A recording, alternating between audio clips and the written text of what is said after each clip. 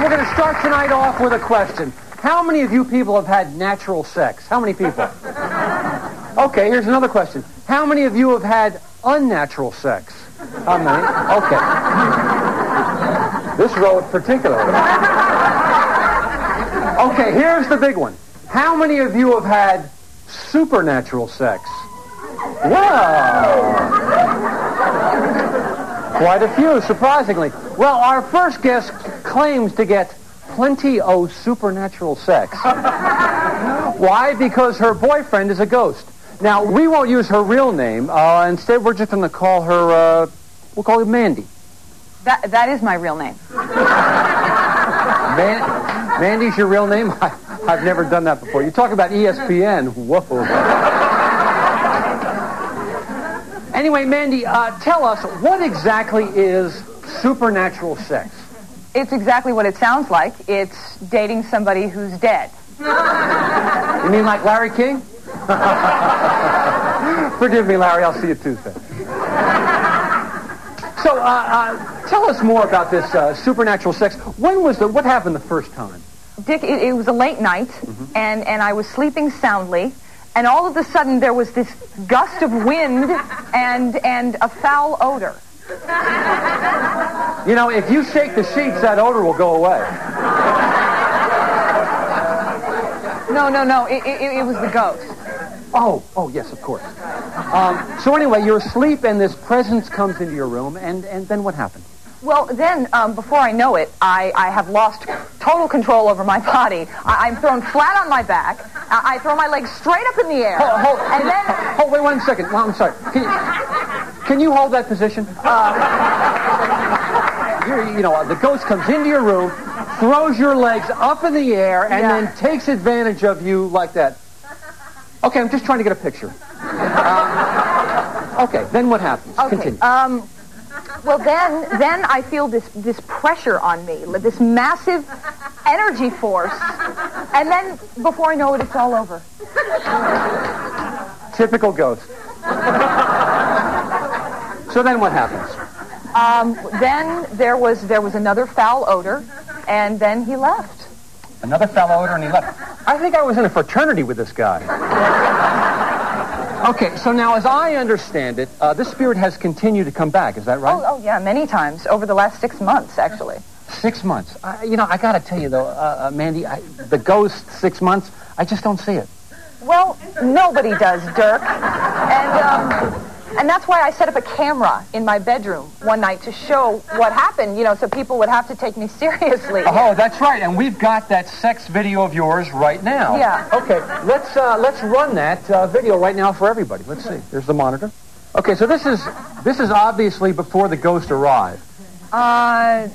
No, actually, we're having sex at this point. But you're just lying there.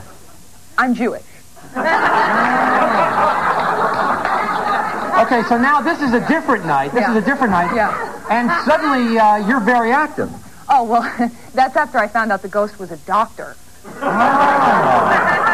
Now, looking at that tape, I noticed you were wearing your clothes. I mean, how can you have sex with clothes on? Well, let's just say he can walk through walls. Say no more. Okay, so things seem to be going well, Mandy. So I got to ask you, what's the problem? Well, can't you see? I mean, sure, the sex is great, but there's no commitment, I mean, I want more. And so I told Bill this. Well, I'm sorry. Who's Bill? The ghost. I told Bill that I had to break it off and see other men. I think I understand your problem. How can you tell someone you can't see you don't want to see them anymore? Exactly. So will you be seeing Bill again soon? Oh, he's here now. He is? Uh-huh. I thought that was Miller. No, it's him. He loves to eavesdrop, actually. Really? Yeah. Bill, stop that. Bill, don't. Okay. Mandy, is everything okay? Oh, God. Bill, you know that. Stop. People are watching. Here. God, I'm sorry. Oh, Bill. Oh, Bill. Oh, you know what that does to me? Apparently, oh, God. The doctor's in the house. God. Oh, Bill. Oh, you're well, right coming up there. next, Oh, how do you maintain a resurrection? Oh, yes. We'll find out right after this. Oh.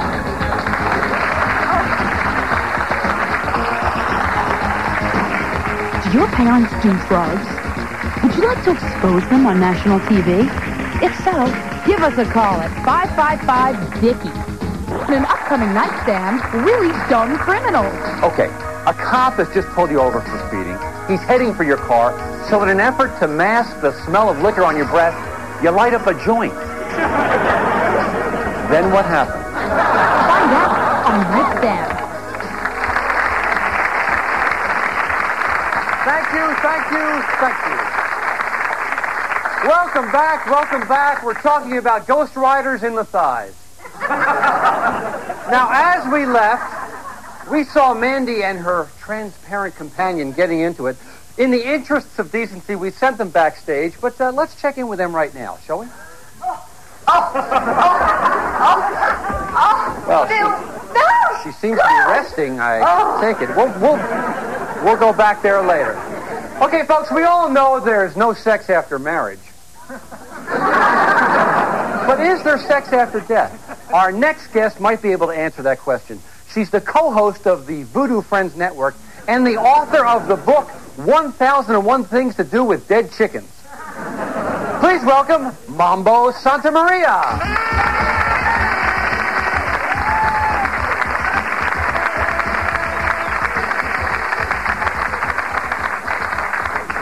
Mama, welcome to the show. This voodoo thing, you're an expert. Let me ask you this. What we just saw with Mandy and her companion, is this a common occurrence? Oh, absolutely, Dick. Many of the people be having sexual relations with the ghosts. Really?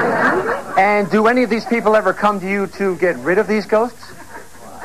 No. Would you?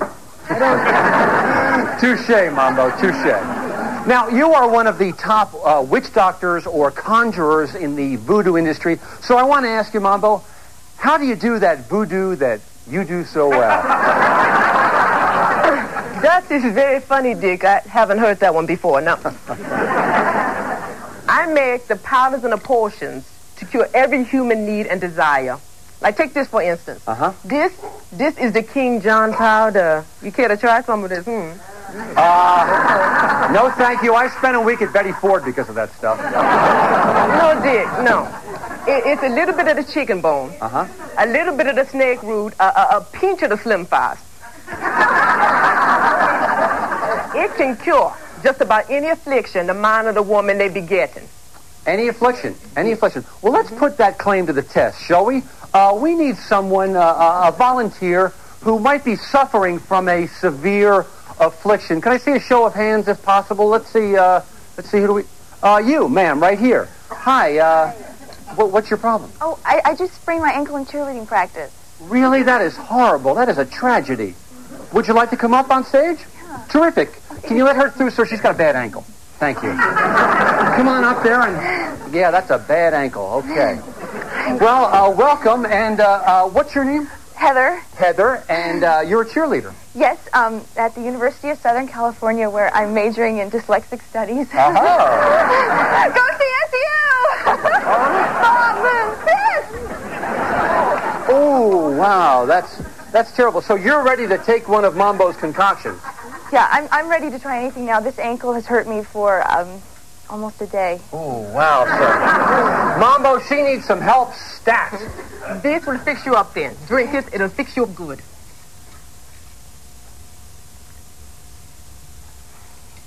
See what happens. Mm-hmm. All right. CSU win. Fight. Go. All right.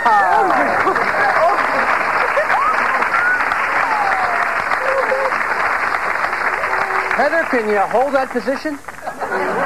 How's the ankle feel? It feels great. Oh, terrific. Come on up. Give her another hand, everybody.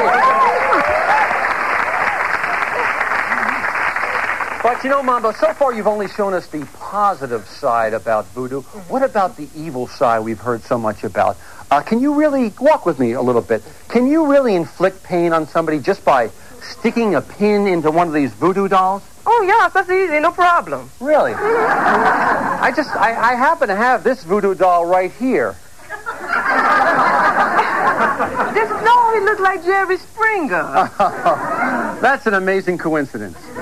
But listen, while we're here, why don't we try a little experiment? Jerry is taping his show right now. We can pick him up live via satellite. I'd just like to try something, if you don't mind. Sure. Mm-hmm. Okay, let's watch the monitor. 600 pounds in 2 weeks, and you don't think you have an eating disorder? Why, 2 months ago you were in Playboy. Hey, this is neat.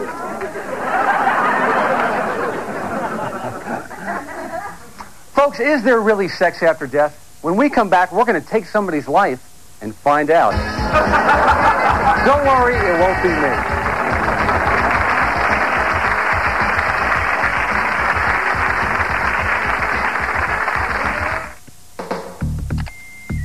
We're moving on. Let's once again check in on Mandy and Bill.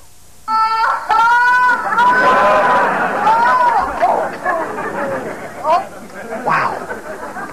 Joining us now is an expert on life after death. He's the author of the book, Death of the Party. Please welcome Dr. Morte Gunty.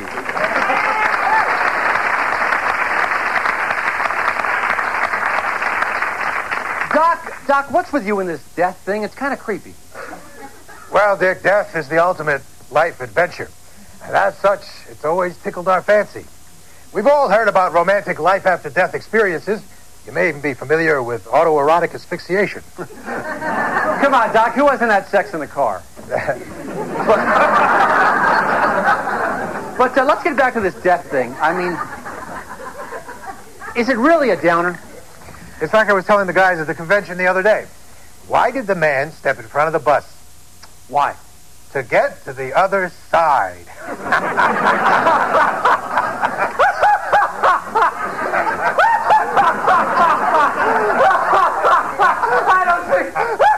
I don't think you realize why I'm laughing so much. It reminds me of the old chicken joke.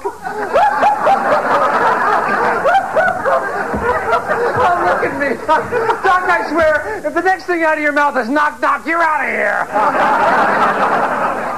Look at my eyes, everybody. Oh, don't do it to me. Doc, before going on any further, what exactly is death? It's a transitory state in which the spirit crosses to another dimension, which exhibits a totally different vibrational paradigm, yet retains certain features indigenous to its earthbound characteristics. I think we're getting a taste of death right now. So what is it you've done regarding death? Dick, I discovered a way to initiate a state of suspended animation, which allows a healthy living person to undergo a temporary translation into a state of death and cross the heretofore forbidden territory of death. We call it flatlining. Can you put that in layman's terms? I kill them. That's neat. Now, how safe is it what you do? I mean, do you bring everybody back? Let me put it this way. If I was a baseball player, I'd be an all-star. Meaning? I'm batting over 300. Wow! Congratulations. Give him a hand. Very good. And when we come back, it's going to be time to play ball on the old Death Diamond, so stay tuned.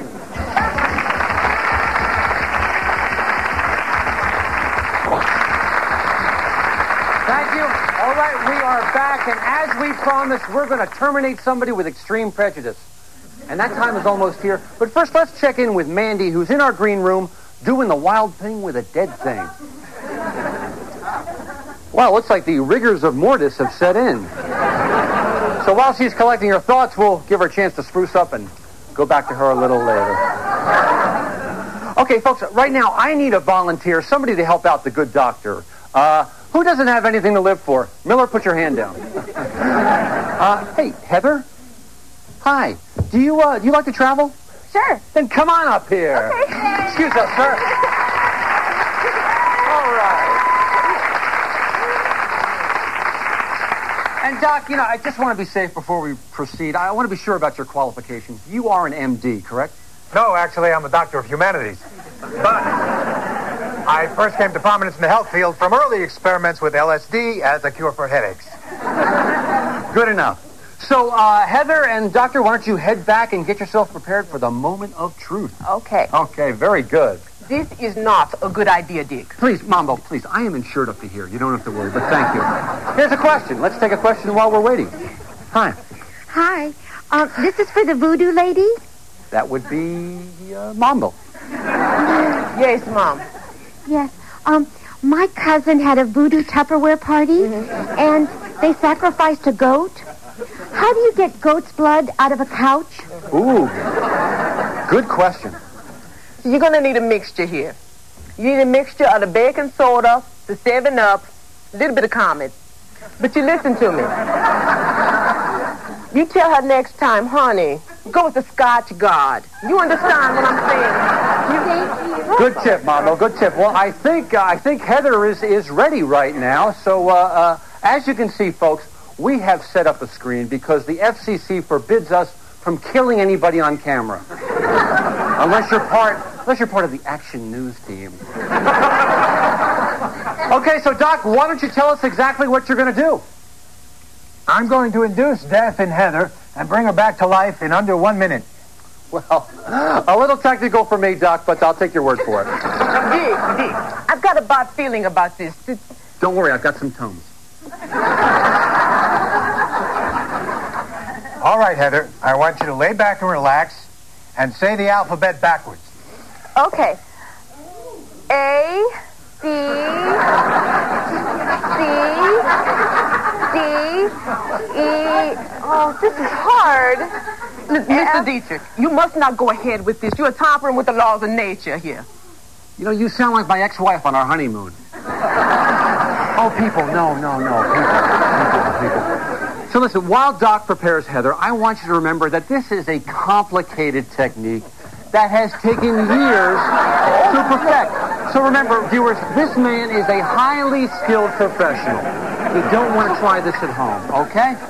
Okay, she's out. Wow, that was quick. So, Doc, while we have a few minutes to kill, so to speak, what's happening? This is wrong. You do not know what she would bring back. Look, I didn't know what Miller was going to bring back from Thailand, but I didn't stop him, okay? So, Doc, what's going on? It's now time to reverse the procedure and bring Heather back to life. Just think, folks. In just a minute, we're going to talk to someone who has actually walked in the face of death and then returned to life by way of some incredibly complicated technique. I got to tell you, Doc, this is very exciting. I can hardly wait. You have to. Clear! What's going on?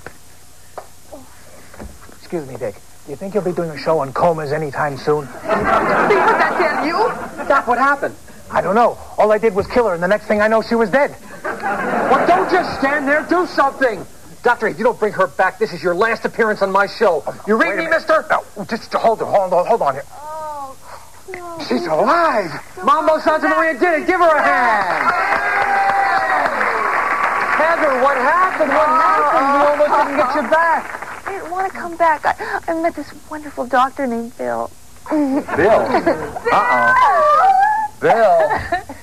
Jake, Bill left me for some dumb cheerleader who can't even say the alphabet. I know how you feel. Yeah. My entire batting average as a doctor almost dropped below 300. You're a doctor? Well, people tell me I have a lot of patience. Doctor, you kill me. Okay. But let's go to dinner first. Okay. Well, it's been quite a show tonight, folks. You know, we started out the show talking about the supernatural, and we got two couples together, and that's super. And, of course, one of my guests almost died, and I got a little panicky, and that's natural. But we also saw some great voodoo, and then there was that man in front of the bus joke, which reminded me of the chicken joke, which got me laughing so I can't stop thinking about that joke. For now,